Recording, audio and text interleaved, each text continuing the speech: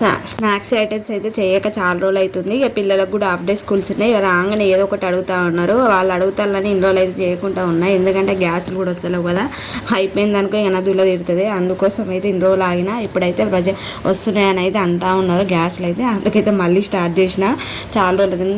నాకు కూడా నోరంతా సప్ప పడినట్టు అయింది. రోజు స్నాక్స్ చేసుకొని ఉన్నా కదా, ఈ చాలా రోజులు అయితే చేయక. అందుకోసం అయితే సరిపిండి అయితే పెడతా ఉన్నా. ఇంకా ఏదన్నా ఒకటి నిల్వుండి ఐటెం చేద్దామని అనుకున్నా కానీ గ్యారెలు ఇట్లా ఇక ఇంకొకరు అయితే ఉండాలి. అత్తమ్మనైతే ఊరికైతే వెళ్ళిపోయింది. ఇంకా అందుకోసం ఇక నేను ఒక్కదాన్ని అయితే ఇదైతే ఈజీగా ఒక్కరైనా చేసుకోవచ్చారు. ఇక్కడనైతే సరిపిండి అయితే పెట్టినా, కానీ పెట్టినట్లనైతే గిన్నె అయిపోతూనే ఉంది.